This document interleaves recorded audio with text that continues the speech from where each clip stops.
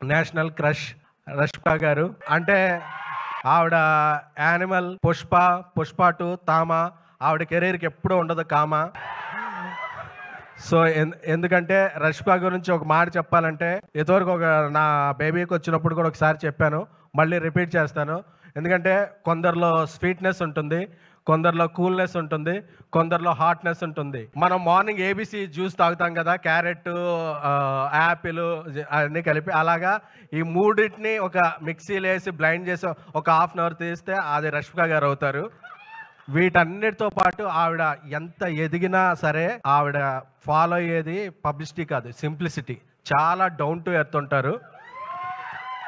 చాలా చాలా చాలా డౌన్ టు ఎర్త్ ఉంటారు. ఎందుకంటే నేను అంత ఒక పాన్ ఇండియా రేంజ్కి వెళ్ళిపోయిన హీరోయిన్లలో ఎప్పుడూ కూడా అంత కమిట్మెంట్, అంత డెడికేషన్ ఉన్న హీరోయిన్ నేను ఎప్పుడూ చూడలేదు. ఎందుకంటే మేము ఎన్ని గంటలు పని చేయాలి అనే దాని మీద డిబేట్ జరిగే టైంలో ఎన్ని గంటలైనా పని చేస్తాను అనే హీరోయిన్ పాన్ ఇండియాలో ఓన్లీ వన్ రష్మిక గారు.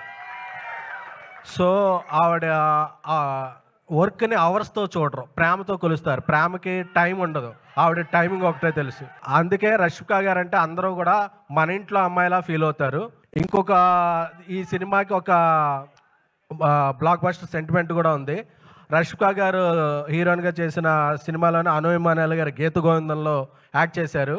ఇప్పుడు ఈ సినిమాలో అను ఇమ్మానుయేల్ గారు ఉన్నారు. సో ఇది కూడా గీత గోవిందంతో బ్లాక్ బస్టర్ అవ్వాలని అరవింద్ గారికి, విద్యా గారికి, ధీరజ్ గారికి ఈ ఫైనాన్షియల్ ఇయర్ సెప్టెంబర్ 30న క్లోజ్ అయిపోద్ది కదా, అక్టోబర్లో. సో నెక్స్ట్ ఫైనాన్షియల్ ఇయర్ అంతా లెక్క పెట్టుకునేంత డబ్బులు రావాలని కోరుకుంటున్నాము.